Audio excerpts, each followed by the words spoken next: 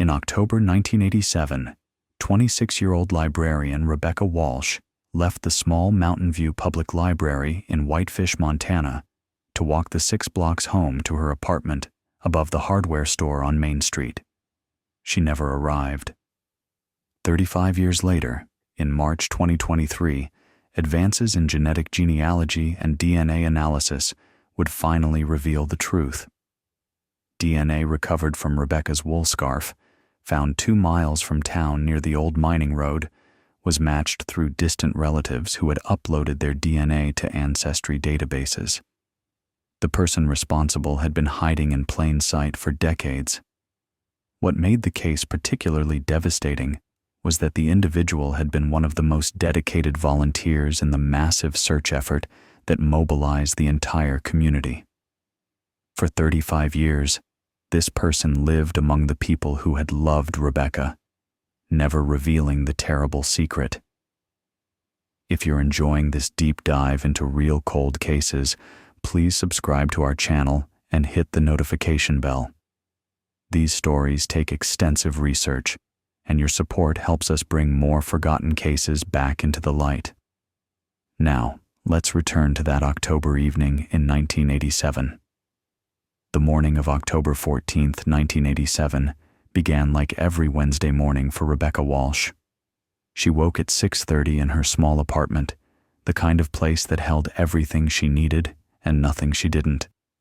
The apartment was on the 2nd floor of the old brick hardware store building, with windows that looked down onto Main Street. In the 2 years since she'd moved to Whitefish, Rebecca had transformed the space from bare walls and creaking floors into something that reflected who she was.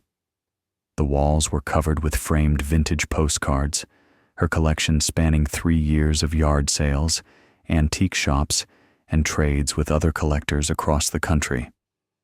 Each one was carefully chosen, mounted, and arranged in groupings by decade and region. Montana postcards from the 1920s and 1930s were her specialty. The hand-tinted images of mountain peaks and old mining towns speaking to something in her about permanence and memory. She loved how these images captured moments that would never return, places that had changed or disappeared entirely, preserved forever in sepia tones and careful brushstrokes. Her collection had started almost by accident. During her first week in Whitefish, she'd stopped at an estate sale and found a box of old postcards in the basement, 50 cents for the whole thing. Most were ordinary, mass-produced scenic views from the 1960s and 1970s. But buried in the middle was a hand-tinted postcard from 1927, showing the Whitefish train depot in its glory days, when the Great Northern Railway made the town a vital stop on the route between Minneapolis and Seattle. Rebecca had it appraised by a collector in Kalispell. $25, maybe $30 to the right buyer. She'd never sold it. Instead, she'd started searching for more. She kept a notebook cataloging every postcard, with notes about where she'd found it, what she'd paid, what made it special. She corresponded with other collectors through a newsletter published by the Montana Historical Society. She'd become something of an expert on early Montana tourism imagery, the way railroads and chambers of commerce had marketed the state to Eastern visitors in the early 20th century. It was a small specialty, almost comically niche, but it was hers. Rebecca made coffee in the percolator her grandmother had given her when she moved to Whitefish 2 years earlier. The percolator was older than Rebecca, a wedding gift her grandmother had received in 1952 and used every morning until arthritis made the process too difficult. Rebecca loved the ritual of it, the familiar sounds, the way her apartment filled with the smell of coffee brewing the old-fashioned way. She stood at the window while it brewed, watching Main Street wake up. The autumn morning was sharp and clear, frost still clinging to the pickup trucks parked along the curb. Mountains rose on all sides of the small town, their peaks already dusted with the season's first snow. Rebecca never tired of this view. She'd grown up in Billings, where mountains were distant features on the horizon. Here in Whitefish, they were immediate and overwhelming, dominating every vista, reminding you constantly of how small human concerns were against geological time. At 7:15, she walked downstairs and out onto the sidewalk. Cold air bit at her face. She pulled her burgundy wool scarf tighter, the one her mother had knitted the previous Christmas, working on it every evening in December while watching the news. The scarf was thick and warm, the kind of practical gift mothers gave their daughters who lived in cold climates. Rebecca wore it almost every day once temperatures dropped below 40 degrees. She began the familiar route to the library. She passed Murphy's Diner, where the breakfast crowd was already filling the vinyl booths. The diner had been a Whitefish institution since 1952, serving the same menu of eggs, pancakes, and hash browns that had sustained loggers and railroad workers for 35 years. Through the steamed windows, she could see Tom Chen, the high school history teacher, reading the newspaper over eggs and toast. Tom was married to Linda, Rebecca's best friend. He waved. She waved back, making a mental note to call Linda later that evening to finalize their weekend plans. The library didn't open until 9, but Rebecca always arrived early. She liked the quiet hour before patrons came in, the way morning light slanted through the tall windows, illuminating dust motes that drifted between the stacks. The Mountain View Public Library was small by city standards, just 3 rooms in a converted church building. The building dated to 1923, originally the First Presbyterian Church, until a larger structure was built in 1968. The town had purchased the old church and converted it to a library in 1971, preserving the beautiful Gothic windows and exposed beam ceiling while installing modern shelving and a circulation desk. Rebecca had transformed it since taking the position in August 1985. When she'd arrived for her interview, the library had been functional but uninspiring, run by an elderly librarian who'd retired after 20 years of service. The collection was dusty and outdated. The card catalog was chaotic. Patrons came in when they needed something specific, but never lingered. Rebecca had changed that. She'd weeded the collection ruthlessly, removing books that hadn't been checked out in a decade, making room for new acquisitions. She'd reorganized the card catalog, using a system she'd learned in library school at the University of Montana. She'd started a reading group that met Thursday evenings, initially attended by just 3 people, but now drawing 15 to 20 regular participants. She'd begun a collection of local history materials, partnering with the Flathead County Historical Society to preserve documents, photographs, and oral histories from longtime residents. She'd created a system that helped ranchers and loggers in the surrounding areas request books by phone, which she'd then hold at the circulation desk for pickup. These men who worked physical jobs miles from town often wanted to read in the evenings, but had no time to browse. Her system made reading accessible to them.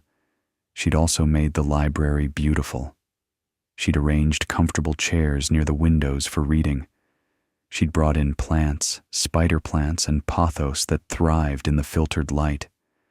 She'd created seasonal displays, finding ways to make the entrance welcoming and inviting. In October, she'd set up a display of Montana ghost story books and local history volumes about mining disasters and forgotten towns. These small touches mattered. They told patrons the library was a place that cared about them, a place worth visiting, even if you didn't need a specific book. That Wednesday proceeded normally. Mrs. Patterson came in at 9:05, as she did every Wednesday, to return her romance novels and select new ones. She was 73, a widow who lived alone in a house 2 blocks from the library. Reading was her main pleasure. She and Rebecca discussed the latest Barbara Cartland, whether the plot was too similar to the previous book, whether the heroine was believable. These conversations were ritual, comforting in their predictability. Mrs. Patterson appreciated that Rebecca never condescended, never suggested she should be reading something more serious. Romance novels made Mrs. Patterson happy. That was enough. At 10:30, Rebecca helped Jenny Morrison, 16 and panicking about a history paper due Friday, locate sources about Montana's role in World War I. Jenny was a junior at Whitefish High School, bright but prone to procrastination. Rebecca had helped her before with research projects. She knew Jenny responded better to guidance than criticism. Together they found 4 good sources: a book about Montana military units, a collection of letters from Montana soldiers, a history of the Anaconda Copper Company's role in producing materials for the war effort, and microfilm of the local newspaper from 1917-1918. Rebecca showed Jenny how to use the microfilm reader, how to take notes efficiently, how to structure her bibliography. By 11, Jenny left with her materials, looking relieved and grateful. Lunchtime brought the usual crowd of retirees who used the library's reading room to escape their empty houses. Frank Weber came in at noon, sat in his regular chair by the window, and read the Wall Street Journal. He'd been a banker before retiring, still followed the markets obsessively. Samuel Ortiz arrived at 12:30 with his lunch in a paper bag, ate his sandwich while reading National Geographic, then browsed the new fiction shelf. Martha Hendricks came in at 1, always checking out exactly 3 books, always mysteries, always authors she'd read before. She didn't like surprises. Rebecca knew all of them by name. She knew their reading preferences, their routines, their personal histories. She knew Frank had lost his wife to cancer 3 years ago. She knew Samuel had worked in the lumber mills until an accident cost him 3 fingers on his left hand. She knew Martha had taught 2nd grade for 40 years and still woke at 6 every morning, a habit she couldn't break. These small pieces of knowledge allowed Rebecca to serve them better, to recommend books they'd enjoy, to ask questions that showed she remembered previous conversations. This was what Rebecca loved about small-town library work. In a city library, patrons were anonymous, faces in a crowd. Here, they were individuals, people whose lives she touched and who touched hers.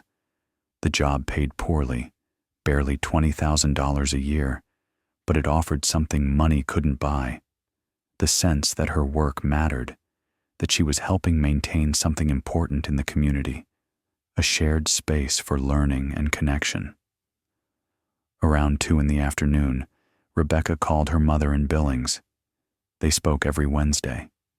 This was a ritual established when Rebecca had first moved away for college, maintained through the years. Her mother, Marie, was 63, a retired elementary school teacher who now spent her time gardening, volunteering at church, and worrying about her only daughter living alone in a small town 200 miles away. They talked for 20 minutes. Rebecca mentioned she'd found a 1927 postcard of the old Whitefish train depot at an estate sale over the weekend, that she was having it professionally framed at a shop in Kalispell. She described the postcard in detail: the hand tinting, the way the photographer had captured the depot during what must have been the busy season, passengers visible on the platform, steam rising from a locomotive. Her mother listened with patient interest, asking questions she probably didn't care about because she knew Rebecca cared. They discussed Thanksgiving plans. Rebecca would drive to Billings on Wednesday, November 25th, stay through the weekend. They'd do the traditional dinner Thursday. Then on Friday, Rebecca would help her mother start decorating for Christmas, a project Marie began earlier every year. Rebecca's father, Thomas, would watch football and stay out of the way, his role in these family rituals clearly defined and accepted. Marie asked if Rebecca was dating anyone. This question came up every few weeks. Rebecca's answer never changed. No, Mom. Nobody in Whitefish interested her romantically. The town was small. Most men her age were married or not compatible. She was content with her life as it was. Friends, work, hobbies. Romance wasn't a priority. Marie accepted this answer, but clearly worried her daughter would end up alone. Rebecca understood the worry, but didn't share it. She'd been in a serious relationship in college, had lived with someone for 2 years, and when it ended, she'd discovered she preferred living alone. Maybe that would change someday. Maybe it wouldn't. Either way, she was fine. Her mother was the last family member to speak with her. Years later, Marie would remember every detail of that conversation. She'd remember Rebecca's excitement about the postcard, the way her voice rose when she described something that interested her. She'd remember the plan to make chokecherry syrup together over Thanksgiving weekend, using berries Marie had frozen from summer picking. She'd remember saying, "I love you, honey," and Rebecca responding, "Love you too, Mom," before hanging up. These last ordinary words, exchanged without weight or ceremony, would replay in Marie's mind 10,000 times. At 4:30, Rebecca began her closing routine. She filed returned books, working methodically through the cart. She straightened the children's section, where a group of elementary school students had built a fort out of picture books that afternoon. She picked up scattered crayons, returned them to the coffee can at the craft table. She emptied the book drop, checking each return for damage, noting due dates on slips she'd process tomorrow. She walked through the stacks, making sure books were properly shelved, finding volumes left on reading tables, and returning them to their homes. The library closed at 5 on Wednesdays. By 4:50, she'd locked the front door and turned off most of the lights. The building became peaceful in that closing hour, the last patrons gone. Only the sound of her footsteps on the wooden floor and the occasional creak of old floorboards settling. She gathered her things: canvas bag with a paperback novel she was reading, a biography of Amelia Earhart she'd started Sunday, her lunch container, still holding an apple core and the plastic wrap from her sandwich, her purse, a simple brown leather bag containing her wallet, keys, lip balm, and a small notebook where she jotted random thoughts and observations, her burgundy scarf. She left through the back door at 5:03, the exact time later confirmed by Sarah Jennings, who owned the flower shop next door. Sarah was loading buckets of unsold chrysanthemums into her van, getting them inside before they froze overnight. The temperature was dropping fast now that the sun was low. Sarah called out a goodbye. Rebecca smiled and said she'd see her tomorrow. That smile, that casual promise of tomorrow, would haunt Sarah Jennings for years. Michael Foster was walking his German Shepherd Rex down the alley behind the businesses. Michael was 42, a contractor who'd lived in Whitefish his entire life, third generation, his grandfather having arrived during the railroad boom of the 1920s. He knew everyone in town, had built or renovated half the houses within city limits. He paused to chat with Rebecca for a few minutes. This conversation would later be reconstructed from Michael's memory, every detail carefully documented, because these were the last words anyone heard Rebecca speak. They talked about the weather. Michael mentioned the forecast called for snow overnight, the first real accumulation of the season. Rebecca laughed and said she loved the first snow, the way it made everything clean and quiet, the way it transformed the mountains. They talked about her car, which Michael had helped her buy the previous year, advising her on what to look for in a used vehicle reliable enough for Montana winters. The old Toyota was holding up well. They discussed a broken window in the library that needed repair, whether it could wait until spring or should be fixed before winter. Minor conversation, the kind neighbors have, full of nothing and everything. Michael later remembered she seemed happy relaxed, looking forward to going home. She mentioned she was making vegetable soup for dinner, had fresh carrots and celery from the farmer's market Sunday. She asked about his family. His wife was fine, his teenage daughter doing well in school. The conversation lasted maybe 3 minutes. Then Rebecca said goodbye, turned onto the sidewalk leading to Main Street, headed toward her apartment 6 blocks north. Michael watched her walk away, Rex pulling at the leash, eager to continue their evening walk. He could describe exactly what she wore: blue jeans, a tan canvas jacket, running shoes, that burgundy scarf, her canvas bag over one shoulder, walking at her normal pace, not hurried, not worried, just a woman going home after work. That was the last confirmed sighting of Rebecca Walsh alive at approximately 5:06 p.m. on October 14, 1987. What happened in the next minutes or hours remains partially unknown. The physical evidence and later investigation suggested this sequence. Rebecca walked north on Main Street toward her apartment. This walk took her past the post office, the hardware store where she lived, the drugstore, the bank. It was a 6-block walk she'd made hundreds of times. The route was populated, lined with businesses and homes. The street had working streetlights. This wasn't an isolated road. This was downtown Whitefish during business hours, people coming and going, cars driving past. Somewhere along this route, or shortly after, Rebecca encountered someone. This person either offered her a ride, perhaps saying he'd noticed her walking in the cold, or he followed her, waited for an opportunity when no witnesses were present. The encounter was brief. There was no prolonged confrontation on Main Street. No one reported seeing anything suspicious.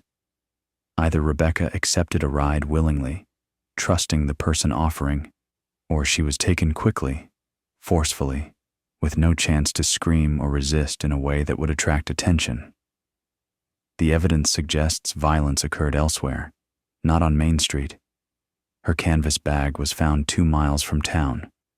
Her scarf was discovered in a different location, also away from populated areas. She was taken somewhere isolated, somewhere the perpetrator felt safe enough to attack her. What happened there, whether she suffered, how long she survived, remains unclear. These are the terrible gaps in cold cases, the questions that haunt families forever. When Rebecca didn't show up to open the library Thursday morning, Sarah Jennings noticed immediately. Rebecca was never late. The library was supposed to open at 9. By 9:15, Sarah was concerned enough to call Rebecca's apartment from the flower shop phone. No answer. She tried twice more.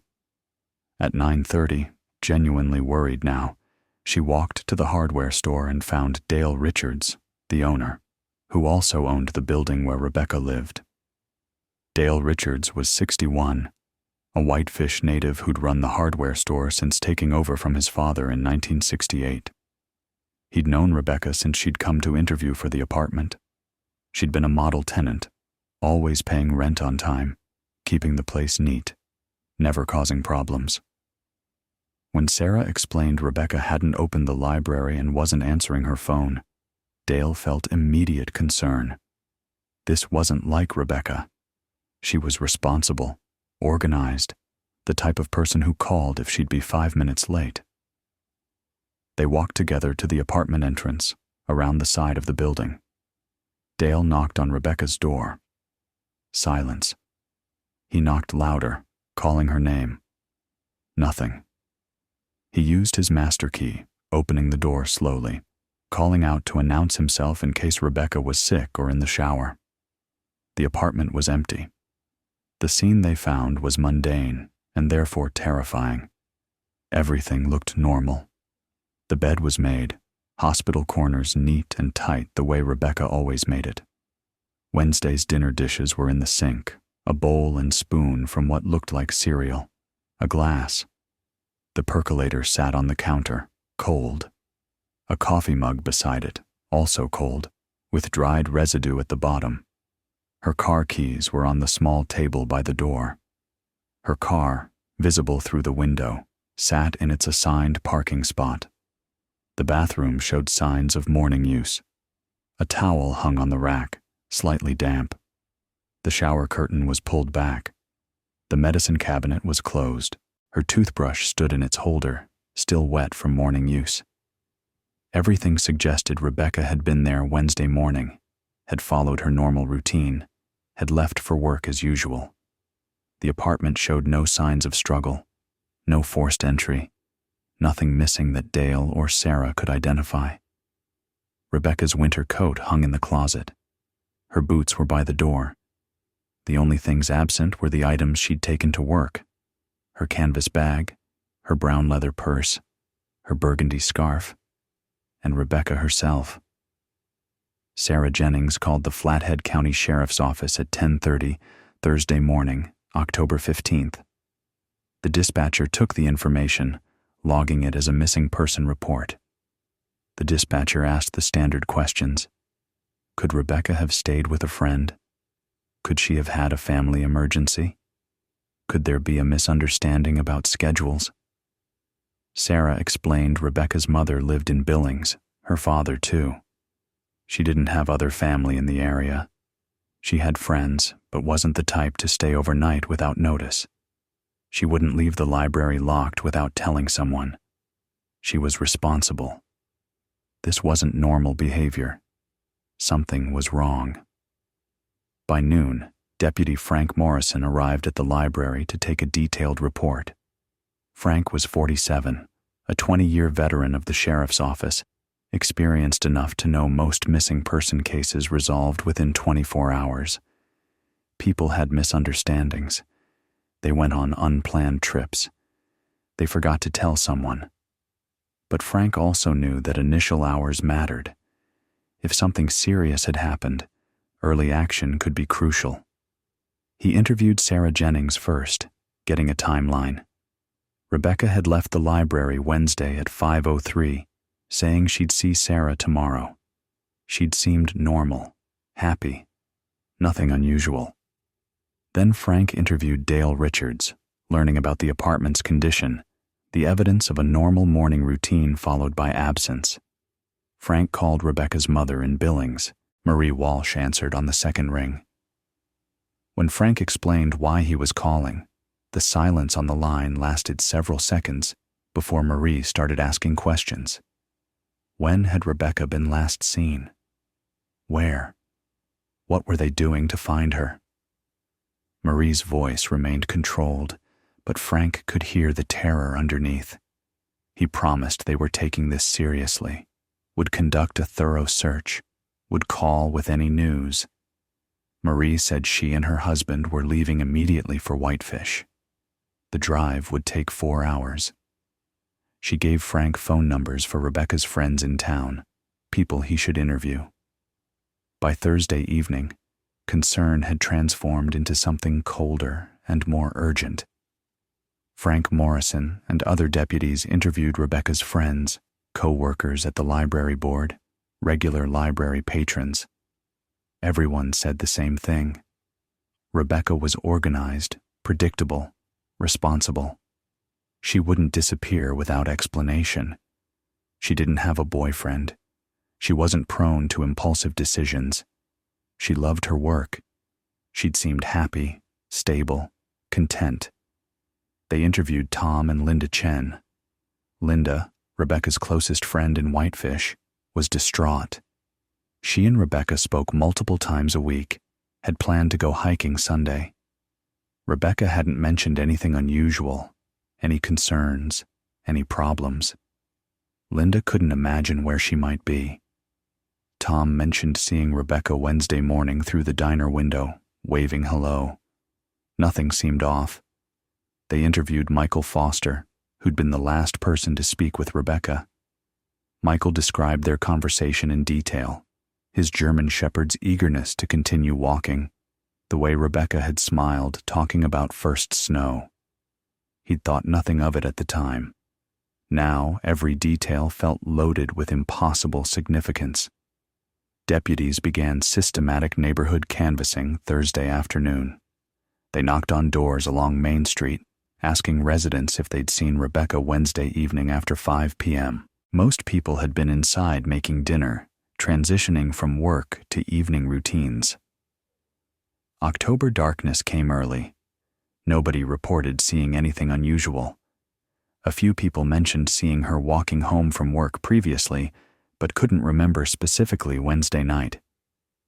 One resident, elderly Mrs. Kowalski, who lived above the drugstore, said she'd seen a dark pickup truck parked along Main Street around 5:30 Wednesday, motor running, someone sitting inside. She hadn't thought much of it. People parked there regularly, waiting for family members, running errands. She couldn't describe the truck in detail beyond dark color, couldn't say if anyone was inside. The lighting was poor. Her eyesight wasn't what it used to be. The information was noted, but seemed too vague to pursue without additional corroboration. Rebecca's parents arrived in Whitefish at 7 p.m. Thursday. Thomas and Marie Walsh looked like people existing in a nightmare, moving through fog, trying to understand something incomprehensible. Their only daughter had vanished. 24 hours ago, she'd been living her ordinary life. Now she was gone, her fate unknown, her absence terrifying. The sheriff's office briefed them on the investigation's status. Deputies had interviewed dozens of people. They'd searched obvious locations: the library, the route home, nearby businesses. They'd alerted area hospitals, checked accident reports. Nothing. Rebecca had seemingly vanished between 5:06 Wednesday evening and 9 Thursday morning, a span of approximately 16 hours, during which no one had seen or heard from her. Thomas Walsh, a practical man who'd worked as a mechanical engineer for 40 years, asked about physical searches. Were they searching beyond town? The mountains? The forests? Deputy Morrison explained they were organizing a comprehensive search beginning Friday morning, coordinating with volunteer groups, bringing in search and rescue teams, deploying tracking dogs. They were treating this as critical. Every available resource would be deployed. Marie Walsh asked the question every parent of a missing child asks: did they think Rebecca was still alive? Deputy Morrison couldn't answer.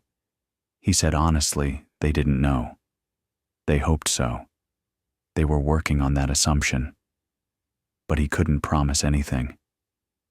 Marie started crying, the first time she'd allowed herself to break since receiving the phone call.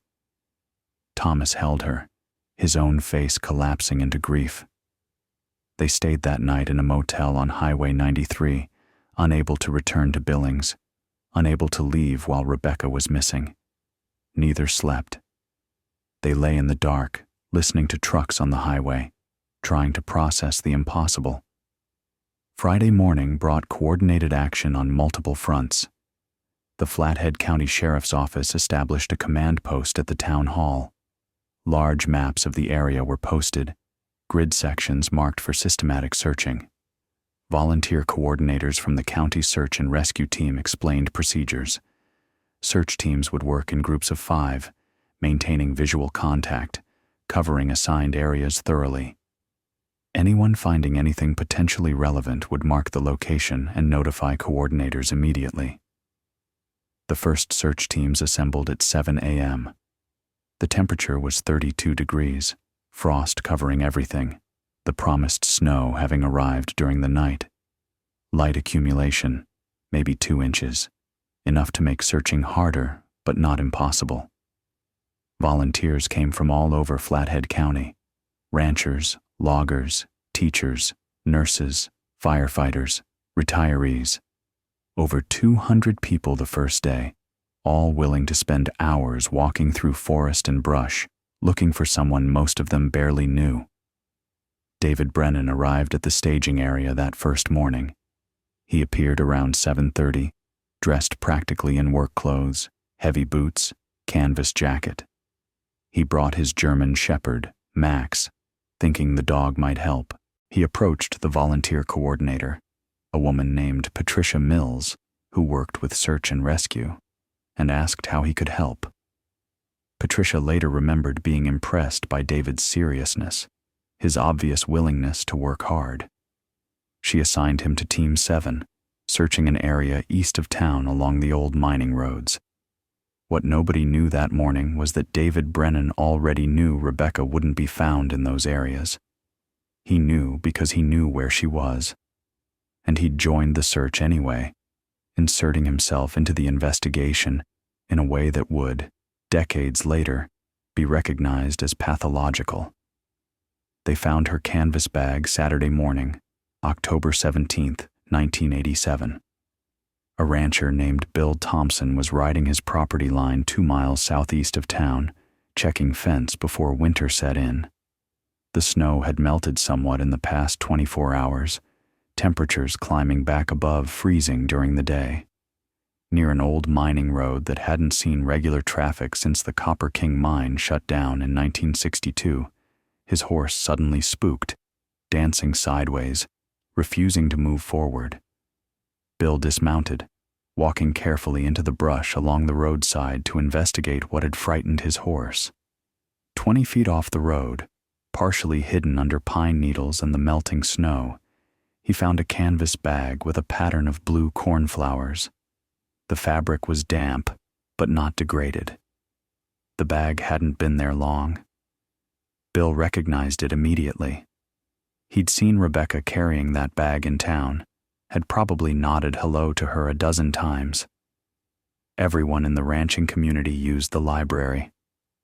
Rebecca had helped Bill find books about sustainable grazing practices just 2 months earlier. He didn't touch the bag. He'd watched enough television to know evidence needed to be preserved. He marked the location in his mind by noting landmarks, 27 steps from the road, directly in line with a lightning-struck pine tree, near a distinctive boulder. He rode back to his truck, drove to the nearest house with a phone, and called the sheriff's office. Deputies arrived within 30 minutes. They cordoned off the area with yellow crime scene tape, documenting everything with photographs before anyone touched the bag. Crime scene technician Martha Rodriguez, one of only 2 trained forensic specialists in Flathead County, carefully collected the bag, wearing gloves, sealing it in an evidence container. Then she cataloged its contents. Inside, a paperback novel, The Yearling by Marjorie Kinnan Rawlings, with a bookmark at page 186. The pages were slightly damp from the snow, but readable. Rebecca's lunch container, a blue Tupperware box, still holding an apple core brown with oxidation and a crumpled sandwich wrapper. A set of keys on a simple key ring, 3 keys total, later identified as the library's front door key, back door key, and bathroom key. No purse, no wallet, no identification, no money. The absence of these items suggested robbery as a motive, but deputies doubted this. Robbers took valuables quickly, didn't carry victims 2 miles from town. This looked like something else, something darker. The discovery location was significant. The old mining road had once connected Whitefish to the Copper King mine, a moderately successful copper operation that employed 60 men at its peak in the 1940s. When the mine closed in 1962, the road fell into disuse. Ranchers occasionally used it to access remote pastures. Hunters used it during elk season. Teenagers sometimes used it as a parking spot, though less often in recent years as the road deteriorated. It was isolated, rarely traveled, exactly the kind of place someone would choose if they wanted privacy for something criminal. The discovery transformed the investigation from missing person to likely homicide. Sheriff Douglas McKenzie, a 30-year veteran who'd seen maybe 3 murders in his entire career, all domestic violence cases that resolved quickly, held a briefing Saturday afternoon. He explained to deputies they were now working a suspected abduction and murder. Evidence suggested Rebecca had been taken somewhere, her belongings discarded. They needed to search intensively around the discovery location, expand the radius, bring in more resources. search teams were redirected to focus on the area around the old mining road. Tracking dogs were brought in Saturday afternoon, German shepherds trained in cadaver detection. The dogs picked up a scent trail from where the bag was found, leading deeper into the forest, along what appeared to be an old game trail. The dogs followed the scent for maybe a quarter mile, then lost it at a small creek. The handler explained the water-disrupted scent trails. They tried working both sides of the creek, upstream and downstream. The dogs indicated nothing. Over the next 3 days, Saturday through Monday, search teams combed the forest around the mining road exhaustively. They walked in lines, 5 feet apart, covering every square foot of ground for a mile in all directions. They checked abandoned mining structures, old prospect holes, natural caves. They looked in thick brush, under fallen logs, anywhere a body might be hidden. They found nothing. Then, on Tuesday morning, October 20th, a volunteer search team working a section of forest north of the mining road found something. The team leader was a Forest Service ranger named Marcus Webb, who knew the terrain intimately. His team was searching along a ridgeline when one member, a volunteer named Sarah Kim, noticed fabric caught on a low branch about 4 feet off the ground. It was Rebecca's burgundy wool scarf, the thick, hand-knitted scarf her mother had made, distinctive because Marie had used an unusual pattern, alternating textured and smooth rows. The scarf was torn, a ragged edge suggesting it had been pulled violently, either torn off or torn away from something that held it. There were dark stains on the wool, concentrated near the tear. The stains looked like blood. Marcus Webb immediately secured the scene, keeping his team back, marking the location. Deputies arrived. Martha Rodriguez processed the scene, photographing the scarf in place before carefully removing it.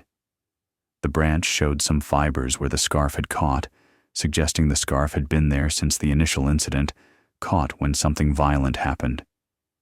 Field testing indicated the stains were blood. Laboratory testing would later confirm the blood was type A positive, matching Rebecca's type. DNA testing in 1987 was primitive, nowhere near the sophisticated analysis available decades later, but they could confirm the blood was consistent with Rebecca's. The scarf's location, half a mile from where the bag was found, suggested movement. Rebecca or her body had been transported between locations. The perpetrator had been moving through the forest, perhaps carrying her, perhaps forcing her to walk. The scarf had caught on the branch, been torn off, and the perpetrator had either not noticed or not cared enough to retrieve it. This evidence, the torn scarf with blood, meant the investigation was now unquestionably a homicide case. Someone had attacked Rebecca, shed her blood, taken her somewhere. Whether she was still alive seemed increasingly unlikely, though nobody wanted to voice this to her parents. The community response to these discoveries was immediate and overwhelming. Whitefish, a town of 12,000 souls, mobilized like it was at war. Volunteer search parties formed daily, coordinated through the sheriff's office. People took vacation days from work. Ranchers left their cattle to be managed by others. Teachers arranged substitutes. The hardware store where Rebecca lived posted a sign, "Closed today, searching for Rebecca." Other businesses did the same. Local churches organized prayer vigils. The Methodist Church, where Rebecca occasionally attended, held a service Wednesday evening. 300 people crowded into a sanctuary designed for 200. They prayed for Rebecca's safe return, though most people understood by Wednesday that safe return was probably impossible. They prayed for her family, for the investigators, for whoever had done this to feel enough guilt to confess. They lit candles and sang hymns and tried to make sense of senselessness. David Brennan was one of the most visible and dedicated volunteers in this effort. He appeared at the search staging area every morning that weather permitted. When assigned to a team, he worked harder than anyone, walking further, checking more thoroughly, volunteering to search the most difficult terrain. When not searching, he helped with logistics, distributing maps, coordinating volunteer schedules, ensuring search teams had water and snacks, maintaining equipment. People noticed David's dedication. Sarah Jennings, Rebecca's neighbor from the flower shop, mentioned to several people how touching it was that David put in so much effort for someone he barely knew. Linda Chen, Rebecca's best friend, was grateful for David's help, thanked him multiple times for his commitment. Rebecca's parents, Thomas and Marie, met David during the first week of searching. He'd approached them at the command post, introduced himself, expressed his condolences and his determination to help find Rebecca. Marie remembered shaking his hand, looking into his eyes, seeing what appeared to be genuine compassion and concern. "He seemed like such a good person," Marie said years later, her voice still filled with bewilderment and rage. "He looked me in the eye and lied to me. He comforted me while knowing he'd killed my daughter. What kind of monster does that?" The answer, as criminal psychologists later explained, was a specific kind of monster. Perpetrators who insert themselves into investigations often do so for complex reasons. Some want to monitor the investigation, ensure police aren't getting close. Some want to experience the excitement, the drama, the sense of importance that comes from being part of a major criminal inquiry. Some enjoy the sick thrill of being close to grieving families, witnessing pain they caused. Some do it from a compulsive need to revisit the crime psychologically, unable to stay away. David Brennan likely acted from multiple motives.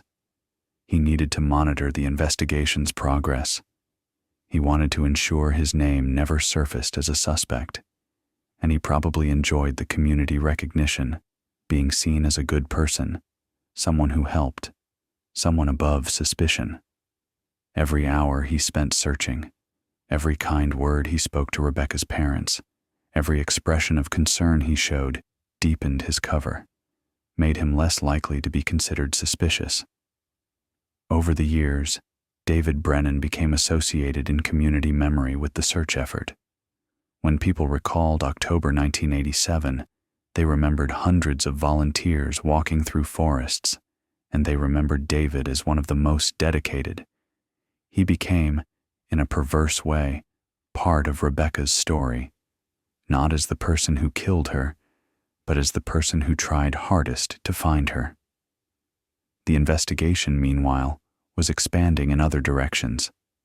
Sheriff's detectives interviewed everyone who'd had contact with Rebecca in the days before her disappearance. They examined her apartment for signs of forced entry, found none. They reviewed her phone records, bank statements, personal correspondence. Nothing suggested why someone would harm her. They looked at transients passing through town, at recent parolees in the region, at known sex offenders within a 100-mile radius. They investigated whether Rebecca might have been targeted because of something she'd discovered at the library. Small-town libraries were community gathering places. People talked. Secrets got shared. Could Rebecca have learned something dangerous? Every lead went nowhere. Every theory collapsed under scrutiny. The hardest interviews were with Rebecca's family and friends. Her parents, Thomas and Marie Walsh, stayed in Whitefish for 2 months, hoping for news. Her mother couldn't accept that Rebecca was gone. She kept saying Rebecca was careful, sensible. She wouldn't have gotten into a car with a stranger. She wouldn't have taken unnecessary risks. Something must have happened. Something sudden and violent. Something Rebecca couldn't have prevented. Rebecca's best friend, Linda Chen, who taught English at the high school, described Rebecca as methodical and contained. She wasn't impulsive. She didn't take risks. She'd broken up with her previous boyfriend 2 years ago, before moving to Whitefish, and hadn't dated since. She wasn't secretive, but she was private. She loved her work, her collection of postcards, her quiet life. Rebecca made everything beautiful, Linda said during her interview. The library, her apartment, even just the way she arranged things on a table. She had this quality of making ordinary moments feel intentional and peaceful. I can't imagine anyone wanting to hurt her. By November, active searching had slowed. Winter was coming to the Montana mountains.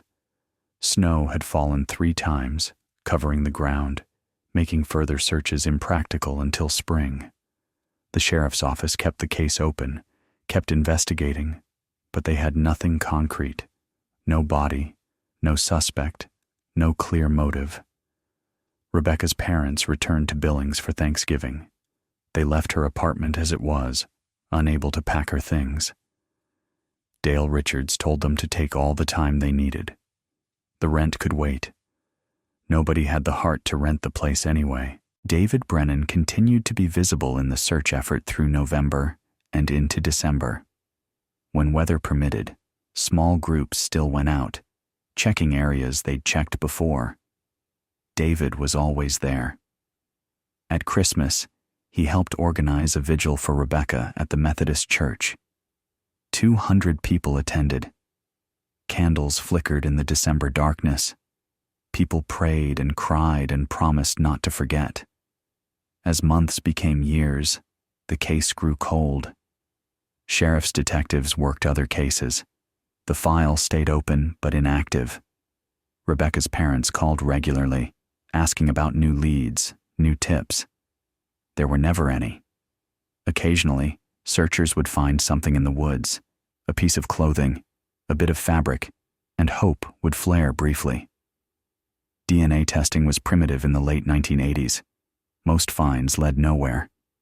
In 1990, a hiker found human remains in the mountains 30 miles from Whitefish. The sheriff's office hoped, grimly, it might be Rebecca. DNA testing took 6 months. The remains belonged to a male transient who died of exposure years earlier. Rebecca's case gradually faded from active discussion in Whitefish. New residents moved in who'd never known her. The library continued its work under a new librarian. Life went on, as it does, carrying the community forward even as some people remained anchored in October 1987. David Brennan's life went on too. His construction business thrived. He married in 1992, a woman named Patricia, who'd moved to Whitefish to work as a nurse. They had 2 children, built a house on 5 acres outside town, became fixtures in the community. David continued his volunteer work. He coached his kids' soccer teams, served on the school board, remained active in the Methodist Church. People who remembered the search effort still mentioned David occasionally, saying he was a good man who'd tried so hard to help find Rebecca Walsh. His dedication had been remarkable. It had shown the best of small-town character, neighbor helping neighbor even in grief and loss. Nobody suspected. Nobody imagined. For 35 years, David Brennan lived a normal, respected life. Detective Sarah Martinez joined the Flathead County Sheriff's Office Cold Case Unit in 2018. She was 34, born and raised in Montana, driven by a passion for unsolved cases. When she reviewed the files of cases dating back to the 1980s, Rebecca Walsh's case caught her attention immediately. The file was substantial. Hundreds of pages of witness interviews, search reports, evidence logs. Photographs of Rebecca smiling, vibrant. Photographs of her canvas bag, her blood-stained scarf. But despite all the documentation, there was nothing conclusive. No suspects, no clear leads. What interested Detective Martinez was the physical evidence that had been preserved. In 1987, DNA testing was in its infancy. The blood on Rebecca's scarf had been typed, but not analyzed beyond basic markers. The scarf itself had been kept in evidence storage, properly sealed and preserved. In 2018, DNA technology had advanced tremendously. What had been impossible to analyze in 1987 might yield results now. Martinez requested that the scarf be sent to a private forensic laboratory that specialized in genetic genealogy. This was a technique that had recently solved several high-profile cold cases, including the Golden State Killer case in California.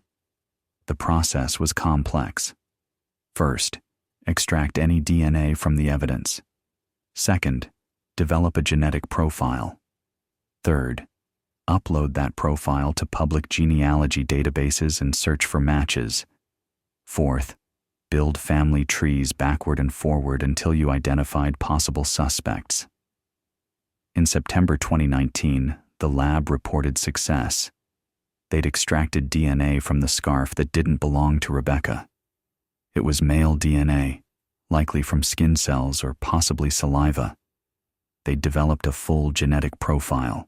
They uploaded it to GeneMatch, a public database where people who'd done DNA tests with companies like 23andMe or Ancestry could upload their results.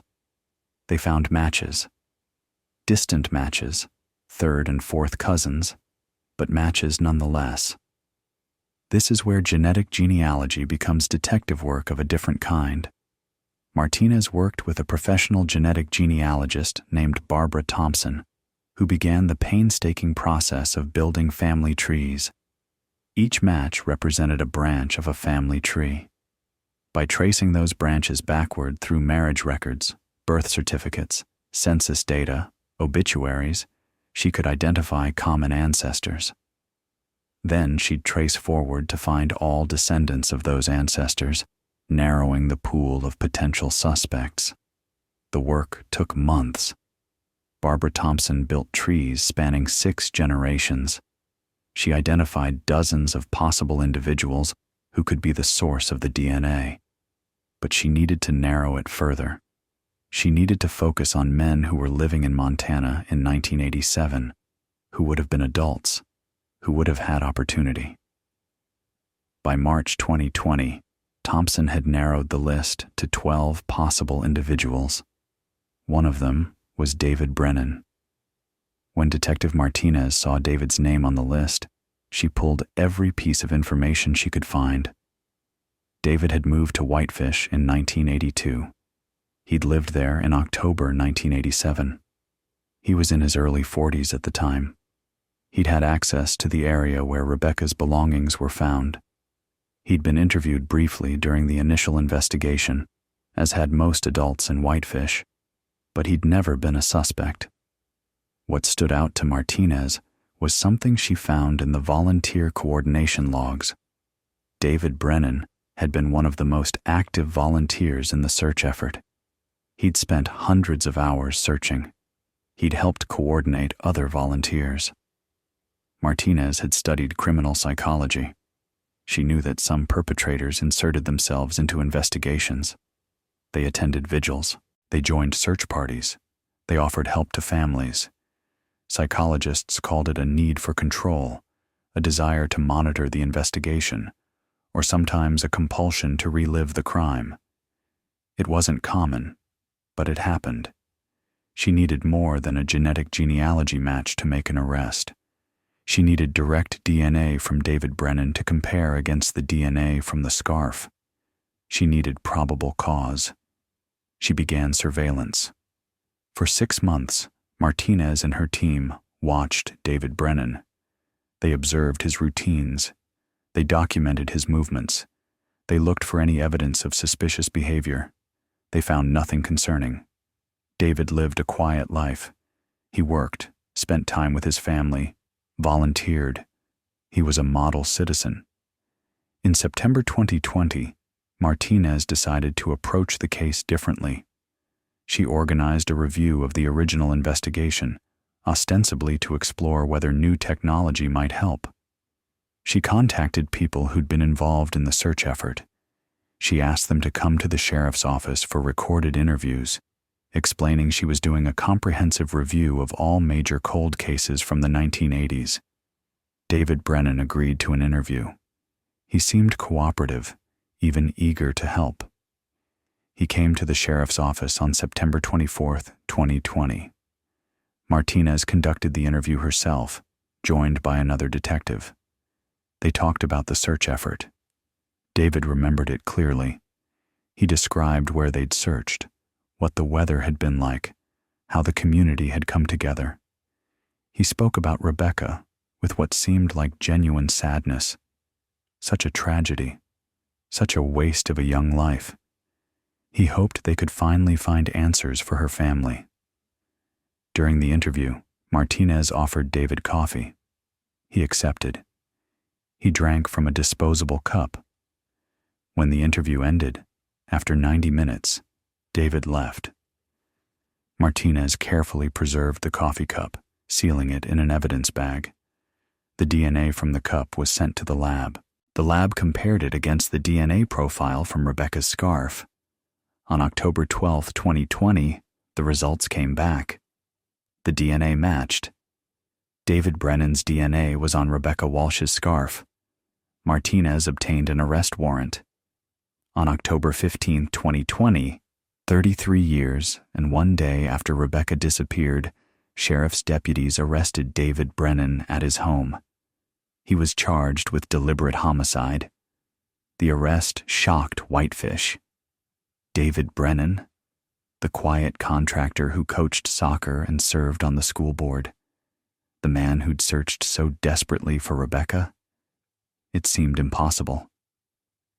Martinez held a press conference. She explained the evidence carefully. Genetic genealogy had identified a suspect. DNA had confirmed his identity. The evidence was solid. David Brennan would stand trial for the murder of Rebecca Walsh. Patricia Brennan filed for divorce 2 weeks later. She released a statement saying she'd known nothing, suspected nothing, and was devastated for Rebecca's family. David's adult children declined to comment publicly. The trial began in March 2023, held in the Flathead County Courthouse. The prosecution's case was built primarily on DNA evidence, but they also presented circumstantial evidence that painted a disturbing picture. They showed that David Brennan had moved to Whitefish in 1982 from Idaho Falls, Idaho. In Idaho Falls, between 1978 and 1981, 3 women had disappeared under circumstances that were never solved. All 3 were young. All 3 disappeared while alone. All 3 cases remained cold. David had lived in Idaho Falls during that period. He'd moved to Montana shortly after the 3rd disappearance. The prosecution couldn't charge him with those crimes, but they argued it established a pattern. They presented testimony from a forensic psychologist who explained how some perpetrators insert themselves into investigations. The psychologist reviewed David's level of involvement in the search effort and stated it was consistent with this pattern. He'd been more active than almost any other volunteer. He'd positioned himself as a helper, a concerned citizen, someone above suspicion. The prosecution's key witness was Barbara Thompson, the genetic genealogist. She explained how she'd traced David's DNA through family trees, how the science worked, why the match was conclusive. Under cross-examination, she remained firm. The DNA on Rebecca's scarf belonged to David Brennan. The statistical probability was greater than 99.9%. The defense argued the DNA evidence was contaminated or explained by innocent contact. David had been in the search area. He'd handled search equipment, maps, possibly even evidence during the search effort in ways that weren't properly documented in 1987. Cross-contamination could explain the DNA transfer. The prosecution countered that the DNA was found on Rebecca's scarf, which was discovered 6 days after her disappearance.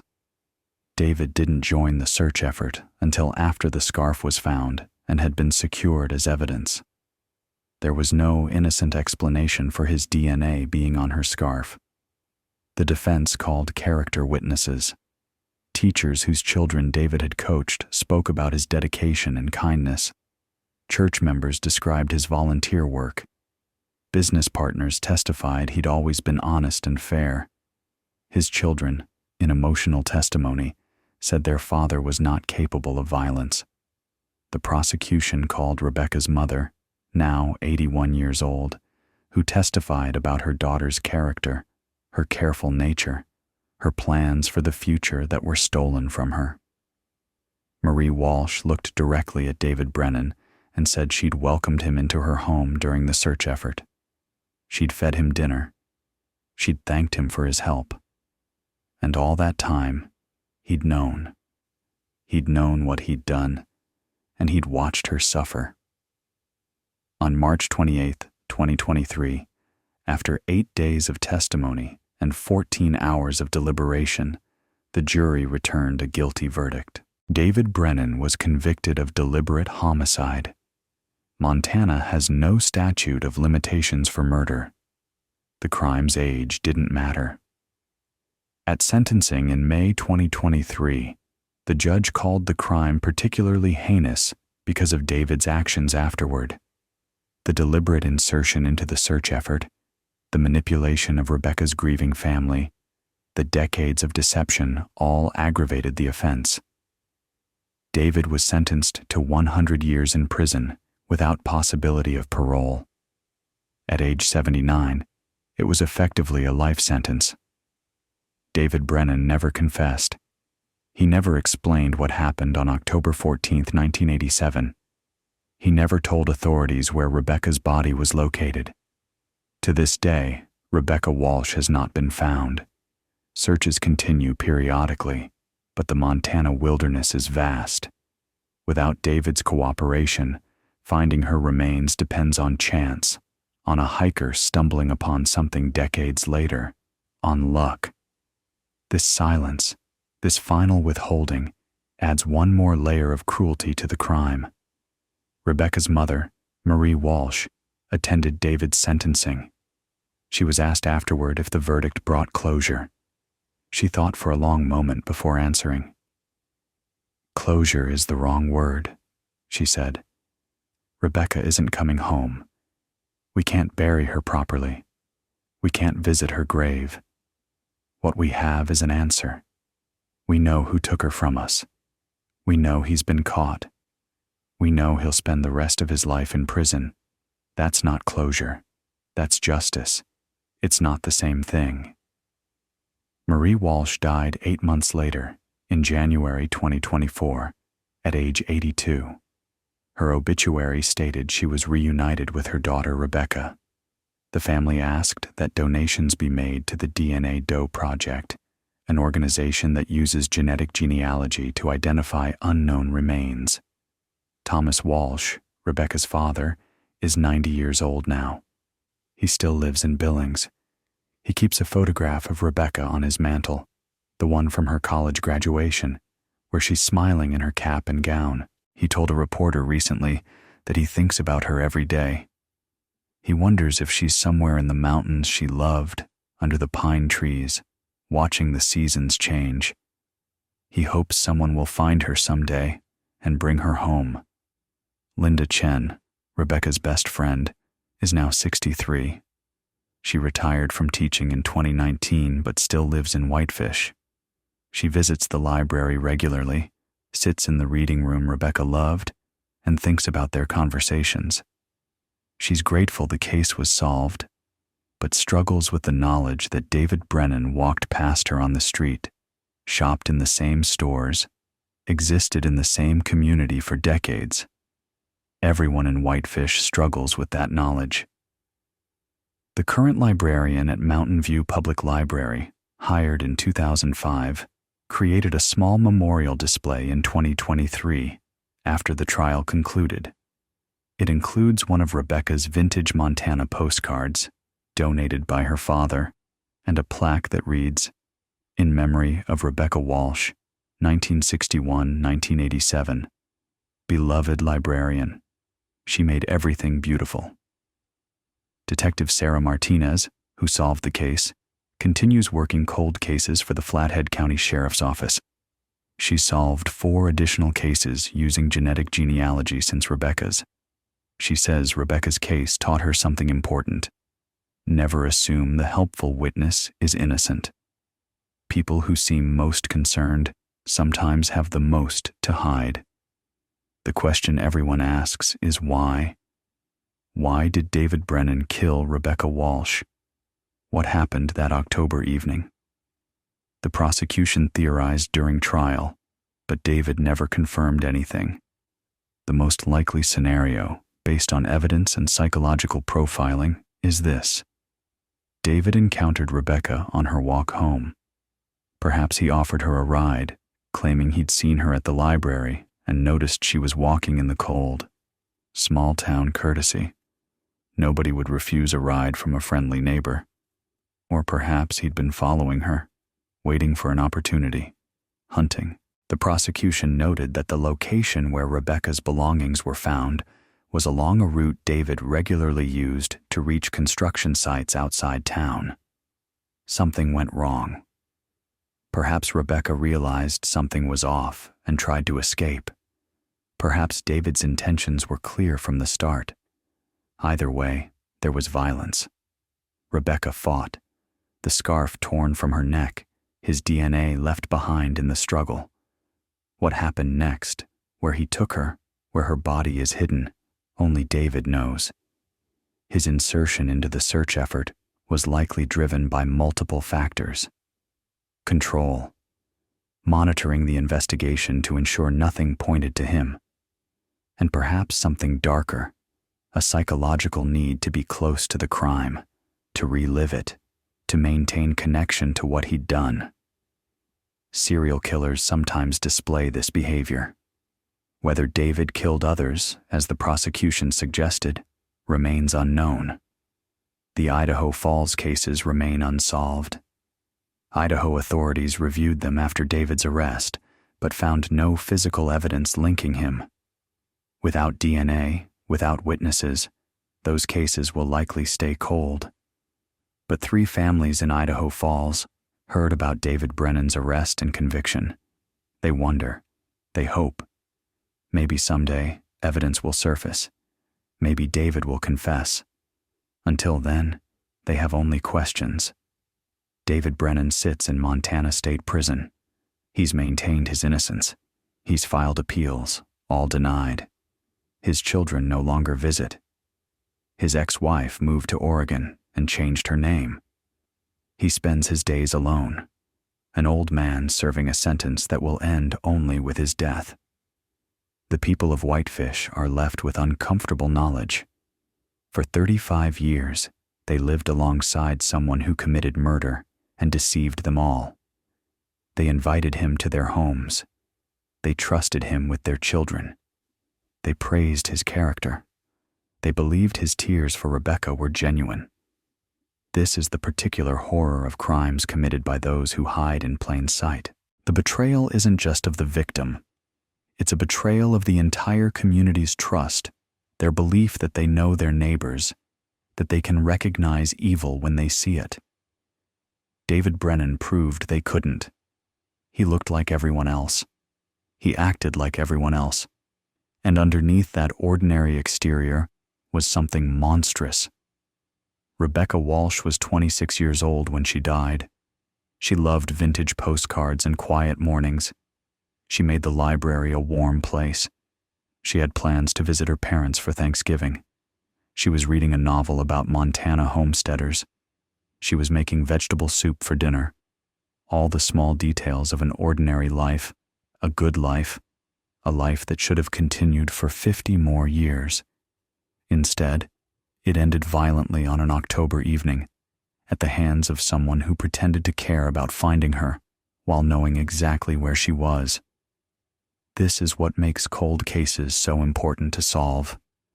It's not just about justice, though justice matters tremendously. It's about memory. It's about ensuring that Rebecca Walsh is not just remembered as a victim, not just as a crime statistic, but as a person who lived and mattered. A person who collected postcards, who made her mother laugh on Wednesday phone calls, who helped teenagers find books about World War I, who noticed when morning frost clung to pickup trucks. The detective work that solved this case was extraordinary. Sarah Martinez's decision to re-examine old evidence with new technology. Barbara Thompson's meticulous genealogy work, building family trees one branch at a time. The forensic technicians who extracted DNA from a scarf that had been sitting in evidence storage for 33 years. The prosecutors who built a case around scientific evidence most jurors had never heard of before. But underneath all the science and investigation was something simple. They refused to forget Rebecca Walsh. They refused to accept that her case would remain unsolved. They kept working, kept searching, kept believing that truth could emerge even decades later. This is the promise we make to victims of unsolved crimes. We will not forget you. We will keep searching. We will use every tool available, every advance in science, every bit of persistence we can muster. We will find answers. We will seek justice. We will tell your story. Rebecca Walsh's story doesn't have a happy ending. There are no happy endings when someone's life is violently stolen. But it has an ending. It has resolution. The person who killed her is in prison. The truth is known. Her family has answers. In a world where so many cases go unsolved, where so many families wait forever for news that never comes, that matters. It matters profoundly. The Mountain View Public Library still stands on Main Street in Whitefish, Montana. The reading room still fills with afternoon light. New librarians help new patrons find books. Life continues, as it must. But on a shelf near the circulation desk, there's a vintage postcard from 1927 showing the old Whitefish train depot. It's framed now, preserved behind glass. A small plaque beneath it reads, "From the collection of Rebecca Walsh." People walk past it every day. Some notice it, some don't. But it's there, a small memorial to someone who loved beautiful things and made a quiet corner of Montana better for having lived there. And sometimes, late in the afternoon when the light comes through the tall windows just right, you can almost imagine Rebecca there, shelving books, smiling at patrons, making everything beautiful in the way only she could. She's not forgotten. She never will be. That's what justice means in the end. Not just punishment for the guilty, but remembrance for the innocent. Not just solving the case, but honoring the life that was lost. Rebecca Walsh lived. She mattered. She's remembered. And the person who took her from this world will die in prison while her name endures. That's not perfect justice, but in this imperfect world, it's the best we can do. And sometimes, the best we can do is enough.